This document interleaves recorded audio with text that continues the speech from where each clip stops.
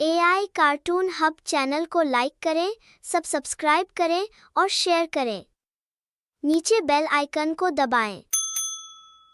लकड़ी काटते काटते किशन के हाथ से वो कुल्हाड़ी फिसलकर उस कुएं में चली जाती है। हे भगवान, ये क्या हो गया? मेरी जान से भी ज्यादा प्यारी कुल्हाड़ी इस कुएं में जा गिरी। अब क्या करूं? पास जाकर देखता हूँ। ये कहकर किशन उस कुएं के पास चला गया और उस कुएं में झांकने लगा। अरे ये क्या? इस कुएं में तो कुछ भी नहीं दिख रहा है। अब मैं कैसे अपनी कुल्हाड़ी निकालूंगा? हे भगवान! ये कहकर किशन रोने लगा। तभी अचानक से किशन का हाथ पकड़कर कोई उसे कुएं के अंदर खींच लेता है। बचाओ! छत्तीसगढ़ के एक छोटे से गांव रामपुर में एक गरीब लकड़हारा रहता था। वो अपनी बूढ़ी बीमार माँ और अपनी पत्नी दीपा के साथ रहता था। वो जंगल से सूखी लकड़ियाँ काटकर बाजार में बेचता और उससे जो पैसे मिलते उसी से अपना परिवार चलाता था। सुनो जी, माँ की दवाई आज खत्म हो जाएगी। वैद्य जी ने कहा है कि नई दवाई लानी होगी। मेरी चिंता मत करो बेटा, तुम्हें जितना पैसा मिले उससे पहले घर का राशन सामान ले लेना। बाद में अगर कहीं कुछ पैसे बच जाए तो उससे मेरी दवाई ले लेना। मेरा कोई ठिकाना नहीं है बेटा, पता नहीं कब तक जीऊं। ऐसी बात क्यों करती हो माँ? तुम चिंता मत करो, भले ही घर का राशन ना लाऊं, पर आपकी दवाई जरूर लाऊंगा। अरे बचपन में आपने मेरा ध्यान रखा, तो अब मेरा फर्ज है कि मैं आपका ध्यान रखूं। लेकिन बेटा, आज मौसम खराब है, जंगल जाना ठीक नहीं है। लगता है बारिश होने वाली है। रहने दो बेटा, आज मत जाओ, कल चले जाना। नहीं माँ, आप चिंता मत करो, मुझे कुछ नहीं होगा। अच्छा, अब मैं चलता हूँ। ठीक है जी, लेकिन जल्दी लौटना, देर मत करना। ठीक है भाग्यवान, जल्द ही वापस आऊंगा। अच्छा, चलता हूँ। किशन अपना कुल्हाड़ी लेकर निकल ही रहा था तभी अरे अपना खाना तो लेते जाओ। अरे हाँ, इसे तो भूल ही गया था। ये 2 बाजरे की रोटियां और थोड़ा सा गुड़ है, भूख लगे तो खा लेना। ठीक है, अब मैं चलता हूँ। किशन चलते चलते घने जंगल में पहुंच गया। थोड़ी दूर चलने पर उसे एक बरगद का पेड़ दिखाई दिया, जिसके नीचे एक साधु बैठा हुआ था। तभी किशन उसके पास चला जाता है और पूछता है, अरे बाबा, आप इस घने जंगल में क्या कर रहे हो? इस घने जंगल में आपका रहना ठीक नहीं है। बेटा, हम साधुओं का काम ही होता है यहाँ से वहाँ चलते रहना। तुम अपना बताओ, तुम यहाँ क्या कर रहे हो? अरे बाबा, मैं एक लकड़हारा हूँ और मैं इस जंगल में लकड़ियाँ काटने आता हूँ। इस घने जंगल में ही अच्छी गुण वाली लकड़ियाँ मिलती है, इसीलिए मैं इस घने जंगल में आता हूँ। बहुत अच्छी बात है बेटा, अपने परिवार का पालन पोषण करना हर इंसान का धर्म होता है। वैसे बेटा, गांव यहाँ से कितनी दूर है? मुझे बड़ी जोर की भूख लगी है। पिछले 2 दिन से भूखा हूँ। अगर कुछ खाने का मिल जाता तो बहुत अच्छा होता बेटा। क्या कहा? आप 2 दिन से भूखे हैं?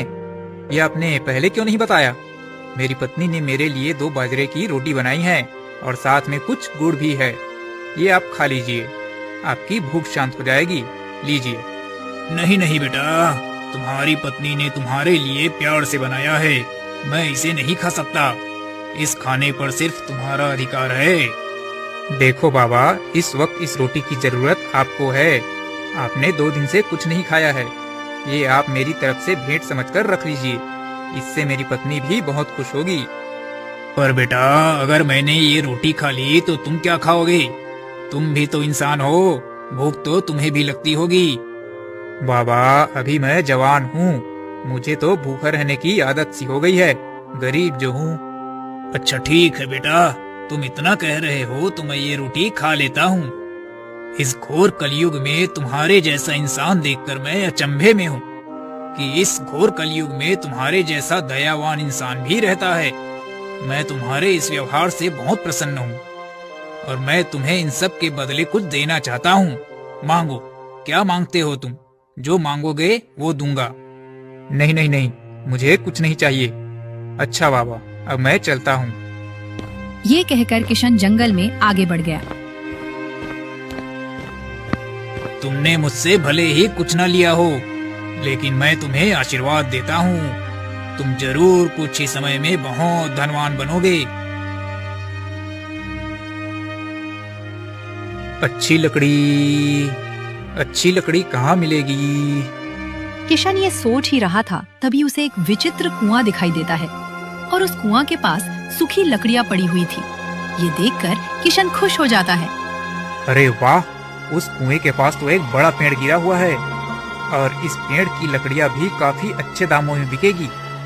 पर ये कुआं, इसे मैंने पहले कभी देखा तो नहीं है। खैर छोड़ो, मुझे तो लकड़ियों से मतलब है। अभी जाकर सारी लकड़ियां काट लेता हूँ। ये कहकर किशन लकड़ी काटने उस कुएं के पास चला जाता है और लकड़ियां काटने लग जाता है। लकड़ी काटते काटते किशन के हाथ से वो कुल्हाड़ी फिसलकर उस कुएं में चली जाती है। हे भगवान, ये क्या हो गया? मेरी जान से भी ज्यादा प्यारी कुल्हाड़ी इस कुएं में जा गिरी। अब क्या करूं? पास जाकर देखता हूँ। ये कहकर किशन उस कुएं के पास चला गया और उस कुएं में झांकने लगा। अरे ये क्या? इस कुएं में तो कुछ भी नहीं दिख रहा है। अब मैं कैसे अपनी कुल्हाड़ी निकालूंगा? हे भगवान! ये कहकर किशन रोने लगा। तभी अचानक से किशन का हाथ पकड़कर कोई उसे कुएं के अंदर खींच लेता है। बचाओ! दूसरी तरफ किशन के घर ना आने के कारण उसकी बीमार माँ और उसकी पत्नी बहुत परेशान थे। अरे बेटी दीपा, क्या हुआ? किशन अभी तक आया क्यों नहीं? उसे इतनी देर कैसे हो गई? पता नहीं माँ जी, अब तक तो उनको आ जाना चाहिए था। पता नहीं इस वक्त कहाँ होंगे, किस हाल में होंगे। हो सकता है कि जंगल में बारिश हो रही होगी, जिसके कारण वो नहीं आ पाए। हाँ बेटी, लगता तो कुछ ऐसा ही है, लेकिन पता नहीं, मेरा मन बहुत घबरा रहा है। ऐसा लग रहा है कि मेरा बेटा कहीं बड़ी मुसीबत में फंस गया है। हे भगवान, मेरे बेटे की रक्षा करना। मुझे भी कुछ ऐसा ही लग रहा है माँ जी। मैं एक काम करती हूँ, मैं जंगल की तरफ देख कर आती हूँ। हो सकता है वो कहीं आसपास हो। अरे नहीं बहू, तू कैसी बात कर रही है? इतनी रात को घर से निकलना ठीक नहीं है। मेरा बेटा बहादुर है, उसे कुछ नहीं होगा, वो सुरक्षित होगा। रात बहुत हो गई है, अभी रहने दो, सुबह चली जाना। किशन के घर ना आने पर दोनों सास बहू एक दूसरे को दिलासा देकर समझा लेते हैं।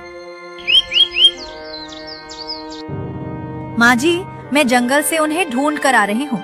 आप फिक्र मत करना, आराम से रहना। ठीक है बेटी, लेकिन जंगल के ज्यादा अंदर मत जाना। ठीक है माँ जी। ये कहकर दीपा जंगल की तरफ निकल गई। कुछ दूर चलने पर दीपा को वही साधु बाबा दिख जाते हैं। दीपा तुरंत उस साधु बाबा के पास चली जाती है। प्रणाम बाबा, मेरा नाम दीपा है।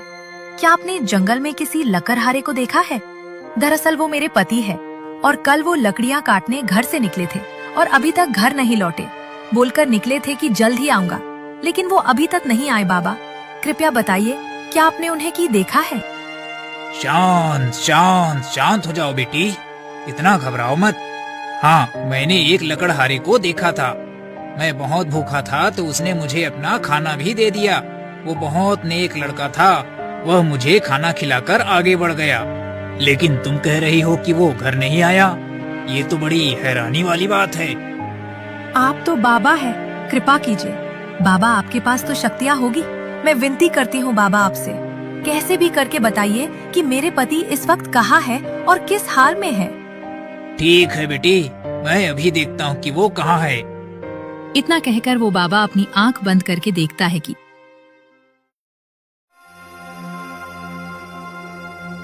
तभी एक आदमी किशन के पास आता है।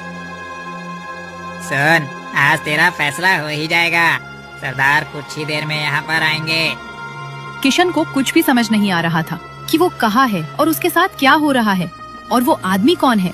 तभी किशन उससे पूछता है, अरे भाई, तुम लोग हो कौन और तुमने मुझे यहाँ कैद क्यों किया है? आखिर मेरी गलती क्या है? अच्छा, इतनी बड़ी गलती करके पूछता है कि मेरी गलती क्या है? क्या तुम एक लकड़हारे नहीं हो? क्या तुम इस जंगल में लकड़ियाँ नहीं काटते हो? तुम जैसे लोगों की वजह से आज सारे जंगल खतरे में है। अरे यही जंगल की वजह से तो आज हम जीवित है और तुम जैसे कुछ लकड़हारे यहाँ आकर पेड़ों को काट रहे हो। याद रखना, हम इस जंगल के रक्षक हैं और हमारे रहते तुम तो क्या, कोई भी इस जंगल का कुछ नहीं बिगाड़ सकता। अच्छा, तो तुम लोग इस जंगल के रक्षक हो। अरे देखो भाई, इतना तो मुझे भी पता है कि ये जंगल ही जीवन है। अरे मैंने अपने जीवन में कभी भी जीवित पेड़ को नहीं काटा है। मैं तो केवल उन पेड़ों को काटता हूँ जो सूख चुके हो या तूफान के कारण टूटकर गिर गए हो। मैंने कभी जीवित पेड़ को नहीं काटा है। अरे भाई, मुझे जाने दो। मेरी बूढ़ी माँ और मेरी पत्नी मेरा इंतजार कर रही होगी। वो बहुत परेशान हो गए होंगे। मुझे अपनी माँ के लिए दवाई भी ले जाना है। मुझे छोड़ दो।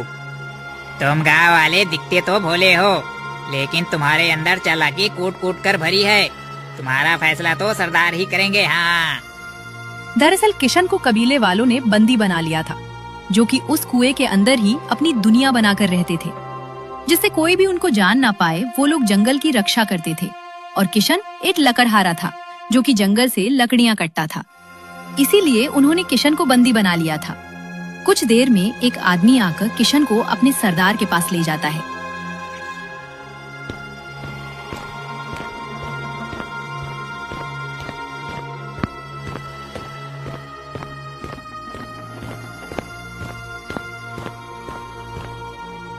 क्यों रे लकड़हारे, इस जंगल को काटने का तुझे बहुत शौक है ना? क्यों ना जिस तरह तू पेड़ों को काटता है उसी तरह तेरे हाथ पैर भी काट दे। बता, कैसा रहेगा? ये आप कैसी बात कर रहे हैं सरदार? आप जैसा सोच रहे हैं वैसा कुछ भी नहीं है। मैं केवल सूखे हुए और गिरे हुए पेड़ को ही काटता हूँ।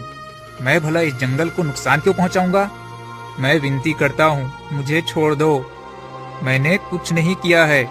वो कोई और लकड़हारा होगा जो जीवित पेड़ को काटता है। मुझ पर यकीन